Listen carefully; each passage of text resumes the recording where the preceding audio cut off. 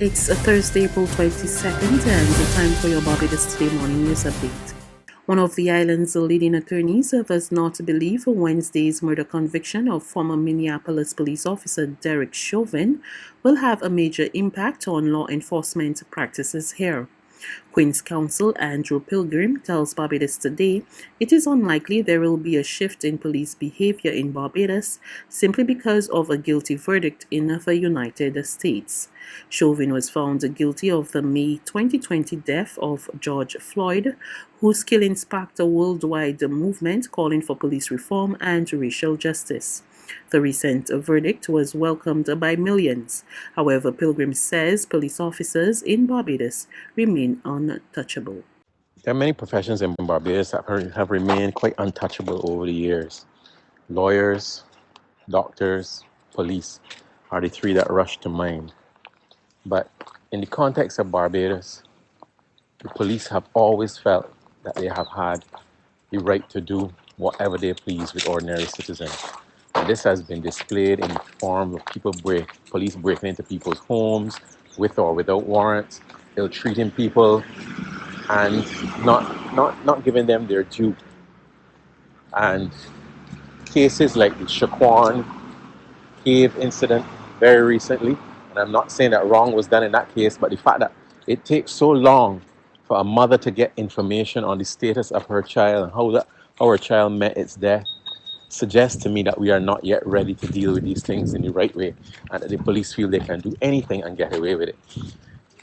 The case that is to me the hobby horse of all of this is the Pirates Cove case, and I still maintain that the commissioner of police or someone should have had to resign for that. And to this day, that case remains uninvestigated by the police.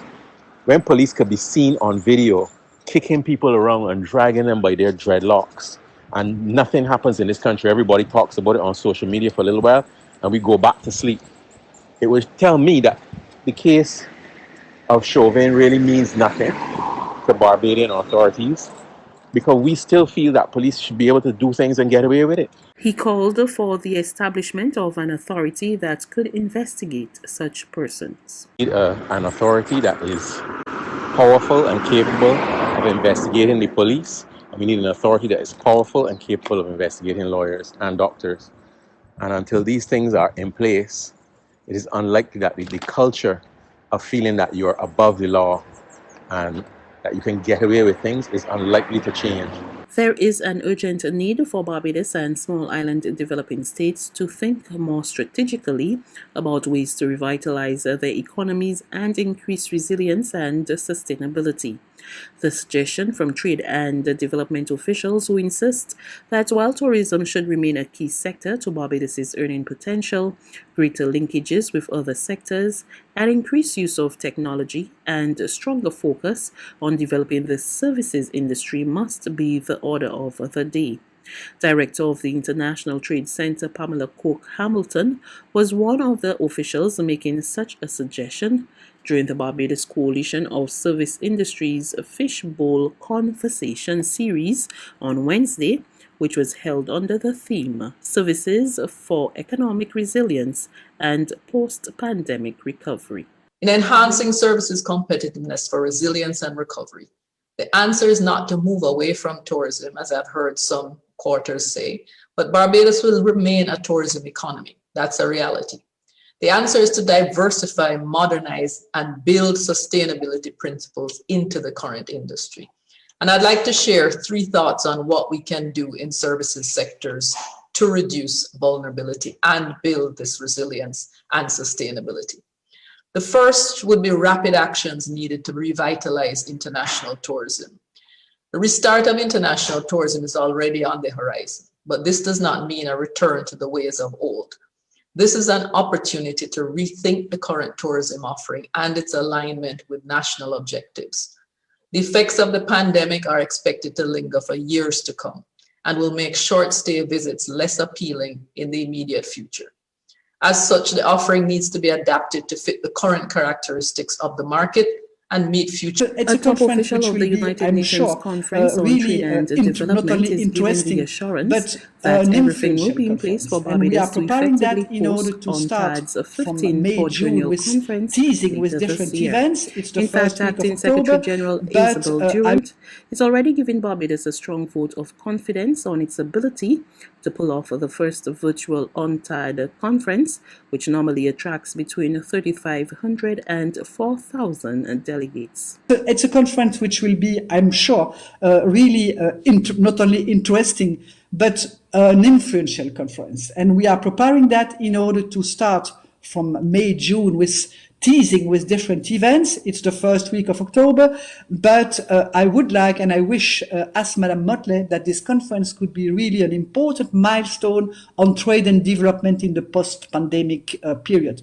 And I'm confident that the team in Barbados, totally committed, and the team in New York, in Geneva, totally committed also, we will together succeed. So preparation are on track, the negotiations are on track, and we will be, of course, not only ready, but we will be, I'm sure, amazing. It will be an amazing conference influencing the process on trade and development in the future.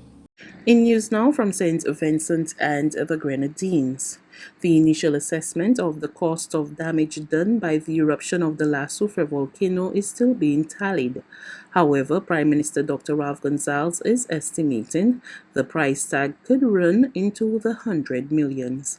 We get more in this report from SVG TV. The number is going to run into many millions of dollars, and we are not talking about just tens of millions. It's going to be in excess of that, because I've been in this business long enough to give numbers what we may have in respect of the actual damage, because we haven't gotten all of that assessed as yet, and the consequential economic loss and the amount of money for social support and protection, safety net, water, health, and so on and so forth. There's regional and international news after this short break.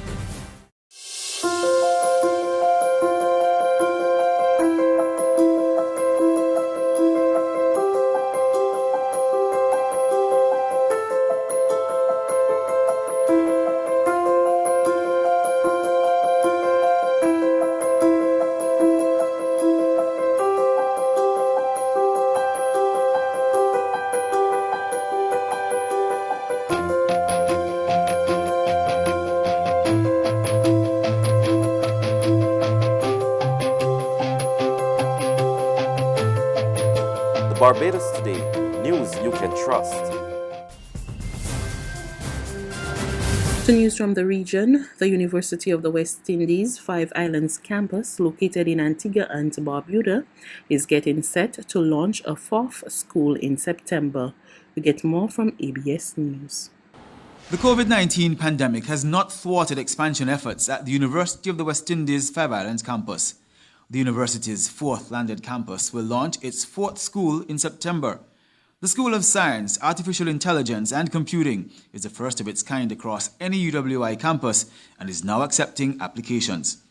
The campus's Director of Academic Affairs, Dr. Curtis Charles, says research and forecasting data could not be ignored. He says the program should attract thousands of applicants from across the region. 47% of current jobs are expected to be taken over by machines during the next 2 decades. That only 33% of the world's demand for employees with technology skills are being met. So when we look at that data, we couldn't look away from the data and say, well, this is not something that we want to be involved in. We know that this region has to be competitive in technology and in science and in STEM fields. He spells out a number of jobs which will be in demand in the future, which will require study in the new specializations to be offered. What are the top 10 jobs that's increasing across the globe? Number 1, digital analysts and scientists. AI machine learning specialists. Number 3, big data analysts. Number 4, digital marketing digital transformation, Internet of Things specialist, software and application development. And finally, convicted former Minneapolis police officer Derek Chauvin is currently being held in a maximum security prison as he awaits his sentence in 8 weeks' time for the May 2020 killing of George Floyd. More in this CBS News report. Derek Chauvin has spent his first 24 hours behind bars. Find the defendant guilty. He was transferred to a correctional facility about 25 miles from downtown Minneapolis, where he's being kept in a unit away from the general population. A guard does a wellness check every 30 minutes. Chauvin will stay there until his sentencing in 8 weeks. Prosecutors will ask for a longer sentence than the minimum state guidelines of 12.5 years. Among the reasons, the crime was committed in front of children. Once sentenced, Chauvin's defense team can file an appeal. These 3 former Minneapolis police officers were charged along with Chauvin in Floyd's death, and each faced charges of aiding and abetting Chauvin in second-degree murder as well as second-degree manslaughter. Their trial is scheduled to begin in late August. That's news. But for the very latest, visit us at www.barbadostoday.bb. You can also subscribe to our e-paper, email updates, or like us on Facebook, and sign up for our breaking news alerts via WhatsApp. We're also on Izumi Media in bus terminals, as well as screenplay at supermarkets and gas stations near you. And you can also hear us on Mix 96.9 FM and Capital Media HD 99.3 FM.